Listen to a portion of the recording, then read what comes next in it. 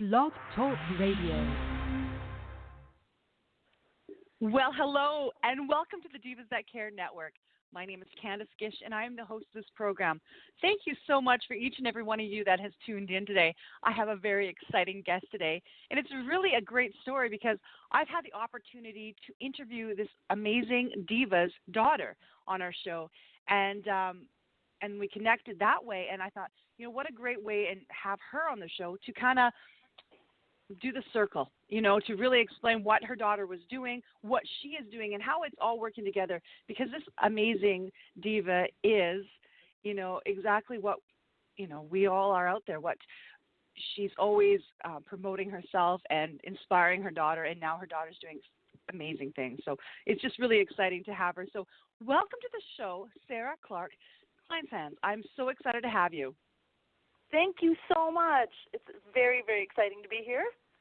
Oh, you know what? It is so exciting to have you. This is amazing because I'm excited to hear your story, a little bit more about you. So would you spend a few moments telling us about you? Sure, absolutely. I started out, I have a kind of strange background. I was adopted from Korea, and I grew up in New Hampshire, and I was one of 6 children, and my parents decided to have 2 of their own and then adopt 4 Korean children after that. And so I always had an interesting life. I've never had a normal kind of life. And when I was young, I decided I wanted to be a ballet dancer. And my parents are very excited. I actually am one of those people who used my degree and did what I said I was going to do from when I was 9 years old. And so anyway, all of this prepped me for later in life, and I didn't realize it, but I became a professional child actor when I was 12, and I lived in a host family in the summer so that I could do summer stock, and I didn't live with my parents, and I went to auditions, and then I became a professional model when I was 16, and my dad was my manager, but I wasn't that type. I was so bullied in school growing up because I was half Korean, and I grew up in this very blue blood, lovely Norman Rockwell town in Rye Beach, New Hampshire, and it was really, really lovely, but hellacious as a mixed child. We were there were 3 minority families in our whole town, and I was so bullied. It was really tough. They had to call in some people from Boston to talk to the teachers and everything because I looked different. And so I've dealt with that always and struggled with that. And so I was always very grounded as a model because I never thought I was pretty. I thought I was weird looking because that's what everyone told me I was because I was different. So I wasn't one of these I'm going to get all these jobs. I never thought that. I was very grateful for everything because I was a weird-looking kid. So that's how I started out. And all of this, auditioning and everything, my whole life has been a stage. I've always lived sort of in the spotlight, which is good and bad. You have to behave yourself, and you have to be really careful. So I did that, and but it prepped me for later in life because I've had to think on my feet always. Things always changed when you're on stage and you're not prepared for what's going to happen. And as we'll talk about, I'm sure, in a little bit, that helped me think on my feet later in life and not say, oh, my goodness, the walls are falling down, the curtain's going to fall down, everyone's going to hate this. It made me go, okay, how can I fix this and make this better? I have 1 second. Let's change my attitude and go. So that's my beginnings. Wow. Well, I've seen photos of you, and you're absolutely beautiful. So I can't even imagine somebody not thinking that. I'm a weird kid. And I still dress. I don't care what people think, and I was like that when I was 12. I just didn't. If I wanted to wear a tutu to school, I wore a tutu to school, and I did not care. Go girl. And I had Mikhail Baryshnikov in my locker when I was in middle school, and everyone else had Sean Cassidy and things like that. So I always have walked to the beat of my own drum, and at 50, my daughter will tell you I still dress like I want, and I am still my own, I drummer. love that. Yeah. That is amazing. And that's how you have such an amazing daughter, is because you are such an amazing role model. And, that kind of leads me into, I know that you mentioned earlier to me that you are a public speaker and you Yeah. talk to young girls out there on body image. And I'd love to talk about that because I can, just listening to this beginning, I can understand why you do that. But you seem to have made it like a mission. So can you share a little bit about that? Absolutely. One of the biggest things as a dancer, if you picture a typical dancer's body, we're kind of tall and gangly, and I just turned 50 this month, and I am still waiting to hit puberty, like so that I get a chest, like and so I never became this curvaceous person that everyone else did, and that of course was really difficult as a teenager and in my 20s and whatever, and then I kind of embraced it and went, you know what, this is the way I am. I've got to find some good in this. And so I swore to myself at that point, I'm never going to augment my body. And it was a big decision because in the modeling world, I mean, there's a lot of augmentation and Botox and everything. And so my wrinkles that show up are my wrinkles because I've laughed and I've cried and all my emotions that I've gone through. And my chest, it's this big joke when I'm leaving to go on a runway or a shoot or something like that. My kids will be like, Mom, don't forget your chest. Like, it's like your chicken cutlets, they call it. Excuse me. But they go, don't forget your chicken cutlets. Like, it just is what it is. And so I've learned to accept that. And when I go in and talk to these school kids, I talk to like a lot of middle school kids, especially boys and girls. And I will go in and I'll show them, I've done 5 magazine covers, and I'll show them like a magazine cover, and I'll go in and say, look at this face here on the magazine, and then look at my face, and what do you see on my face? You see freckles and lines and wrinkles, and, you see reality that you don't see on magazines, and I teach them that what you see up there is not what is reality, and so don't follow Yes. all of that. And it's good and then I tell the kids that I was bullied, and especially the little girls, they're looking at me going, well, how are you bullied? And I said, oh my goodness, I'm the same as you. I'm bullied to this day, sometimes on social media. I get hate comments sometimes on social media just because people have nothing better to do. Oh, and isn't that ridiculous? We should out there embracing one another for our uniqueness and our beauty, and then there's just these people that have no time, and like you're saying, and it's funny. We were mentioning that on the weekend here about social media and how people act, and I said it is a shame because these people, they just don't realize that their comments are hurtful. They're trying to get the attention, and I just shake my head at them. I just did a commercial for Seattle's Best coffee, and it was just of my feet, and I had to go to a foot audition, which I know is hilarious. There's really a foot audition out there, and I went in for this foot audition, and I got cast, and it was a big ad, and I was super excited. It was going to be a video, and it was my feet like in the sand with a cup of coffee, so it's nice, showing like cute little ice. It was a strange angle, I have to say this. It was a very strange angle on my feet, and it made my toes look long. Well, I didn't really think that much about it. And the next day, there were literally hundreds of comments because one person wrote how ugly my feet were and how strange my toes looked or something like that. And then after that, people were writing, I came for the comments. These are hilarious. And there were all these GIFs and just hate. Seattle's Best was happy, though, because they said, Sarah, you got like 1 million hits on the commercial, so thank you. And they took down most of them, but it was appalling to me that within a 24-hour span, hundreds of hate comments could come up about somebody's feet. And they were saying, like, oh, I bet her whole body's ugly, and she's probably, like, dating the producer, and that's how she got the ad. And Madeline came on and wrote, and Madeline and I have a different last name for modeling and her name, and so nobody would know that she's my daughter. And so she wrote this whole comment about, I think the model's got pretty feet, and what about the coffee? This looks like a nice ad. Well, someone started attacking her, saying, you have the worst grammar ever, blah, blah, blah, and then it became this whole attack on Madeline. I mean, it was just, it was appalling. So we just need to remember, like, let's stop this in its tracks. Yes. It goes nowhere. Shut it off. I love that. And and we want to teach that, Oh, especially to our next generation. Like I laughed yeah. because I said we didn't have social media. We had, No. the phones that the party lines that people would be talking and then somebody be listening down the I line say there. thank goodness we And didn't have it. I don't and I want to laughed know because what would be posted. me neither. And I tell my kids, I said, you guys are dealing with something that I've never had to deal with, Oh, especially as a teenager and yeah. growing up in this society of today. I couldn't have imagined if people would have been posting about my teenage years because Oh my it was gosh. crazy.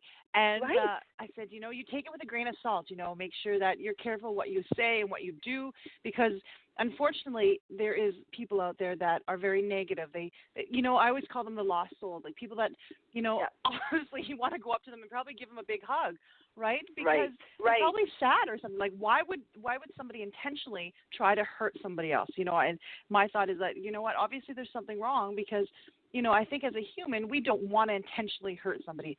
We want to, be there. And I think there's just some people that are sad. And that kind of leaves me because you don't just do this stuff, which I'm absolutely inspired by you because, you're 50 years old now, and that is, wow, a Ah. beautiful age. To Yeah. me, that's the new 20, the new 30, because we're living longer, we're living healthier and happier. Right. But, you also have been a big part of the things that your daughter is doing. And that's kind of how you and I connected, because your daughter had inspired me as this amazing young woman that is accomplishing so much at her age, and she's doing so many good things in this world. And to now listen to you, I can see how she was inspired. So can you share a little bit about the journey that the two of you are doing together? Sure, and I have to tell you, she is a typical teen. I can't get the kid to clean her room, and I mean, just yes, she's my boss, but she will not clean her room. It's like she's still a teenager, and I think that's one of the hardest things. So Madeline, my son was diagnosed with cancer when he was almost 6 years old, and what I was saying before with the preparing me with the auditions and thinking on my feet is when he was diagnosed, I thought, and the doctor said, this is 38 months of cancer treatment and of chemo every single day. And I went, I can't work because I traveled. That means my whole job, my career's done. I can't go anywhere. And I remember thinking, when they gave the diagnosis, I said, well, I have we're going on a family trip in a month. And they looked at me like, you aren't getting this. You're going nowhere right now. And then I look over and I have this child who's almost 8 years old who's going to be the sibling, who is the sibling, and who her life is going to be so profoundly affected by her brother's illness because it's just the two of them. And if he can't go anywhere and I have to focus all my attention on him, what's going to happen to her? And it was awful because from that day one, I was so frantic getting him to the hospital, and I called my friends and said, just someone come and get Madeline, anyone. And she's going, what's wrong? What's happening? And I said, you got to go, sweetie, you got to go. And I literally pushed her out the door. And that was the beginning of all the pushes that happened, and they were not intentional. And it breaks my heart every time she goes, Addison's the favorite child. And I said, that is so, it crushes me. Because I have put just as much effort in, but no matter what we do, because he has all this attention, and he always will for his illness, he is perceived that way in her eyes. And so that was really, really difficult. And so she really started acting out and lashing out, and she was the kid who every time I went to a camp to pick her up, my husband, we're separated now, but my husband at the time, he and I would be like, I'm not going to go pick her up. You go pick her up, because we knew as soon as we walked in the door, they'd be like, oh, you need to go talk to the director because Madeline got in trouble. Because she was so needing attention, and she didn't know how to get it. And so the only way she could figure it out was to be negative, and then she got mom and dad's attention, which is just heartbreaking. And so when she was 12, I said, we got to do something. This is really a problem now. We have to do something with this energy. And so she started collecting toys for the siblings, and tried to bring them into the hospital, and it's nothing bad about the hospital. We love the hospital. It's just there's so much red tape, and it is what it is. And so I said, we won't be able to bring all your toys that you've collected for the brothers and sisters to the hospital. Let's figure out what we can do. And this beautiful nonprofit in Boulder called There With Care helps families of critically ill kids, not just cancer families, but like all kinds of critically ill kids. And they would bring us groceries every week. And when they would walk in the door with groceries, it was like angels walking in. Because I couldn't go to the store. My son's immune system stayed lower than even a normal cancer kid. So his 38 months was a little bit different from even a normal cancer kid. And so I couldn't even go to the store someday to pick up milk. And so when they walked in the door, it was just amazing. And so I said, let's talk to them. They might have some ideas, Madeline. And she went to them, and she did this whole PowerPoint presentation on what she wanted. My. She came in at 12, made a meeting with the CEO and said, here's, I'm going to present. I need 45 minutes. And when she got there, the woman who's the founder is this Paula Dupre Pressman is amazing, and she's a producer out of L.A., and she worked on the Harry Potter films, and that's how she got in touch with Make-A-Wish and Make-A-Wish Kids, and this is how she got in touch with this whole idea for There With Care in the beginning.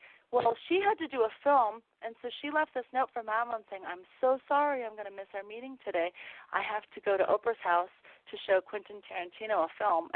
Madeline said, I don't even know who this Oprah is, but I had an appointment with her, and I'm mad. I said, sweetie, someday you're going to, you'll get it. It's fine. But she went in and did this whole presentation on what she wanted that she wasn't getting. She said, I want other siblings to feel loved, and I want them to have a fun day, and I don't want the cancer kids or the critically ill kids there that day. I want it just to be me, and this is what I want for the other kids.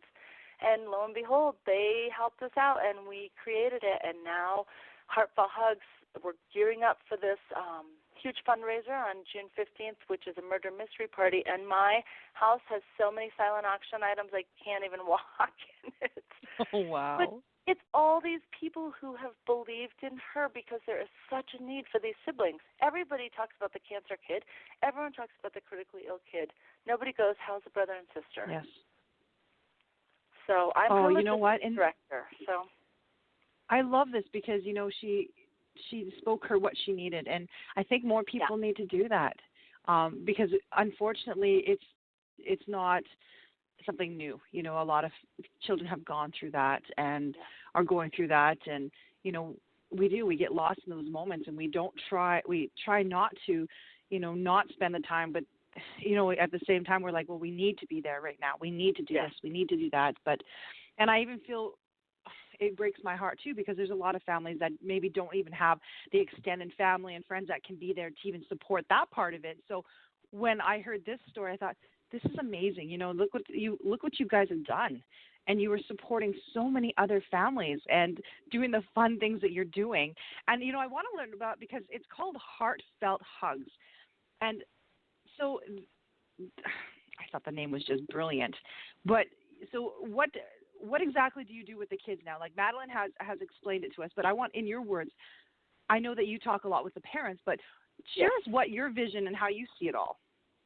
Sure. One thing that's amazing about Heartfelt Hugs, I think that it became that I didn't expect it to become, is when we first started, and we were so excited. We had 2 people at our first event, and now our summer event had 100 people. And every time the night before, I go, oh my gosh, what have I gotten myself into?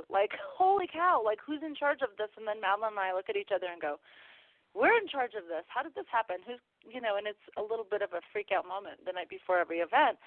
But the thing that we didn't realize would happen is our core group, I would say, is about 35 to 50 people come to each one because families are sick or, their kids are sick at the last minute. But what we didn't realize is that when you have critically ill children pass away. And that is the worst part of this organization and being part of this whole world. And we were not prepared for that. And suddenly we had our families now, we have half of our families have lost their children. And so we said the first sibling who lost a sib, we said, now what do we do? Because they're used to going to camps and things like that, and then once the child passes away, the siblings don't get to go to camp anymore. Not the fault of the camp, it's just what it is, that it's supporting the whole family. Well, Madeline and I said, this is when they need us the most, and this is when they need fun times. And so we embraced and included these families of the bereaved children, and they were so grateful. And one thing that I changed then is I take the parents, Madeline takes the kids in the beginning, and we do an icebreaker before we, break off and, do indoor sledding or archery or whatever we do. I said, we really need to bond a little bit.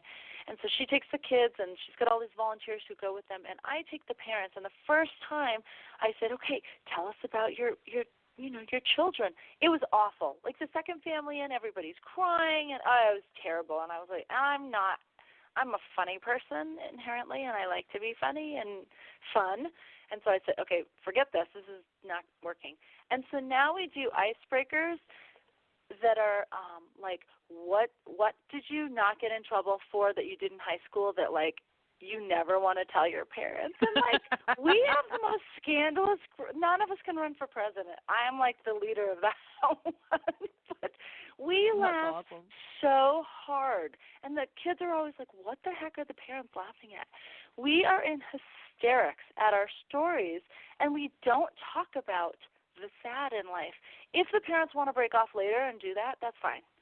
But so none of the parents are afraid to go and go, oh, my gosh, I just lost my child. Now I'm going to have to talk about it.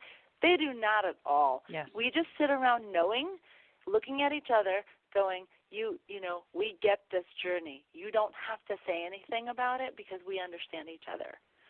And so that's been amazing. And so like half of our events are just the super sibling, and then the other half we say bring the whole family because a lot of the families, they can't come unless they bring the critically ill child as well. So we say, bring them, let's go. Yeah. But the focus is going to be on the sibling. The sibling's the only one who gets a gift at Christmas, the only one who gets a gift in the summer, because they need to feel that, like, they're special. Oh, I love that. So I have a question, and it's something that I just want to know, are you willing to support and encourage maybe other women or families out there that would want to start something similar in different areas around the world? Because I think what you're talking about is a need that we need to do everywhere. Absolutely. And I will tell you, this started with a tiny little seed, and I had no idea what I was doing. This is our third big fundraiser, and now I feel like it is so much work, but it is such an accomplishment when I just got our liquor permit, and I have to do all these, grant writings and sponsorship letter. I had no idea what I was doing, and I was a theater person. I ended up getting a communication and sociology degree, which helped because I can communicate with these people, and because I'm a public speaker, I'm not afraid to get out there and talk to people about it. But anyone can do it is what I'm saying. I don't have a degree in grant writing, and I don't have, in sponsorship or social media. I don't have any of that. Yep. I had to learn along the way. And if I can give one bit of advice to everyone out there, you have to ask for help. In anything where you need help, if you're hurting, if you need help and you don't ask, nobody knows to help you. And that was true, like when Addison was sick. I don't highway drive. I have PTSD from a situation on a highway years ago, and which ticks me off because I'm nothing slows me down, and I'm super independent. And so that's the one Achilles heel, but I found a way to get through it because I had to get to the hospital every day. So I made a social media page, and I had a pretty good social media following, and I said, will anyone drive with me to the hospital? I'll pay your gas, I'll buy you lunch, whatever. I just need help getting to the hospital. We had to go for 38 months. There were 2 days out of that 38 months that I didn't have a driver. Every single day that I needed someone, someone came out of the woodwork. Wow. I didn't know half of the people, and people are like, what, you're going with strangers? I said, well, if they're going to kidnap me, they're going to be really sorry because they're going to go, oh, my gosh, this woman doesn't shut up. We're going to bring her back home, and she's got a cancer kid who's throwing up. Forget it. We don't want her. And so I met the most amazing people, and these people would come out and go, I had nothing to do today. And they would, when they dropped us off at the end of the day, they would say, this experience was life-changing. I'm going to go home and I'm going to hug my kids. I'm going to hug my husband. I'm going to it just changed everything for everyone involved. So it was really, I mean, some days I needed, like I said, a gallon of milk. I would put it on Facebook. Could someone get me milk? I'm going to leave, I'm going to leave money underneath the mat. And then, of course, I'd have like 4 gallons of milk, out front. But you have to ask good people. for help. Wow. You just have, the worst thing they can say is no. That's it. And I've told Madeline that. I said, she's the one who goes and gets all the sponsors because I hate asking for money. I hate it. I just hate it, which is how one of our other businesses came about. We have a cottage business, and my friends wanted to donate money to help with Addison's bills because people don't realize this, but we have had to pay since 2010 $198,000 out of pocket that was not covered by insurance, and we had very good insurance. So. Oh, my goodness. Oh, wow. Yes, and I have proof and documentation of that number, too. It's a shocking number, but that is what it is with our insurance because, you have co-pays for every time you walk in the door and stuff like that. But anyway, I hated taking money, and so I would give things in exchange, and that's how our business came about. But I told Madeline, you've got to go for it when you ask for sponsors. And don't be afraid because if they say no, you just move down the line. It's nothing personal. And that's a lesson for all of us because as a model, you would think that I'm thick-skinned. Oh, my gosh, I'm the most insecure, body image person when it comes to it because my whole career is people picking on my body. And so you have to suck it up and push past that. Oh, my goodness. Well, girl, you are so dynamic, so inspiring, and I'm just absolutely empowered by you. I hope that what I'm going to ask you for, I hope that you come back on my show again because I know that you and I have so much more to talk about and so much more to share with all of our listeners because, everybody's thinking, I'm like, oh, she does this and this. And, they're probably going a mile a minute trying to catch up with everything you're saying. Right. But one of the things I want to end the show with, oh, no, as you said, do you have social media, anything that, websites, anything that perhaps our listeners can connect with you today? I do. We have quite a bit of social media stuff. I started a YouTube channel. Madeline has a YouTube channel, and she makes all this money on it, and she used my Social Security number when she was little because she was 12 when she made it, and I was like, you needed it to start up a YouTube channel? I was like, sure, whatever. Well, now she makes all this money because one of her videos has 2 point whatever million views on it, and she's got all these viewers. So then I go and try and start a social media, YouTube channel, and I can't get anybody because she's using all my account stuff. But I started a YouTube channel it's small, and I wasn't looking for the following. I posted it for those, especially women, who wanted to see that the grass is not greener on the other side. And it's called Sarah Clark Model, and it's SarahClarkemodel. And it's my life raw. My husband and I separated. He literally, can't make this up, bought the house next door. And that's, its own interesting dynamic in itself. And then all the bullying that's gone on with me and everything. And I love it because I post just super raw stuff. And I posted once, and this woman wrote to me, and she said, thank you so much because she said, I don't have the body that you have, and I don't have whatever. And she goes, I thought that you would be conceited or that you would have this perfect life. And And I wrote back and I said, I'm literally on my hands and knees scrubbing my floor right now. Like, there is nothing glamorous about this. And I'm living paycheck to paycheck because I'm trying to pay hospital bill. And I'm screaming at my kids because I have to online school them because of Addison's, issues. And I'm screaming at them literally because they won't do their homework. My life is not when I go on a shoot, it's glamorous. But the rest of the time, I have the same angst as everybody else out there. Everybody else, exactly. I suffer, I look at myself sometimes and go, oh, that looks terrible. I I have the same exact issues as everybody else. I'm just airbrushed on social media. So I have that advantage. That's the only, that's it. Oh, that's my advantage, So you know what? Same. Oh, Sarah, I thank you so much for coming on today because I just absolutely loved you. And you know what? I'm going to be, for all of our listeners out there, I'm going to be posting all of Sarah's social media so that you have access to it because I definitely think that you're going to want to connect with her and get to know her a lot better. And again, I'm going to have her back on the show because I think that she just has so much to share with us. So Sarah, thank you so much for being my amazing guest today. Oh my gosh, it's been so much fun. And if I can tell you one last quick thing, I'll put a link to it too and everything. But because we're always trying to find humor in everything, we have this online store and we've changed it and we just launched it and it's called Soulmate Scents, like candles.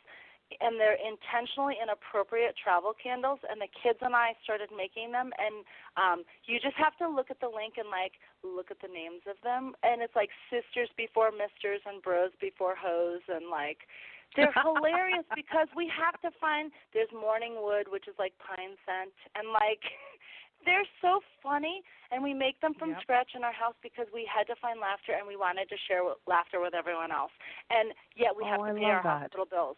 So that's how we do it. And, we just laugh all day long coming up with, and teens have, really good, they're as inappropriate as anyone. And so now I allow them to be because it's making us money, and everyone keeps their clothes on, and it's sort of appropriate. There you go.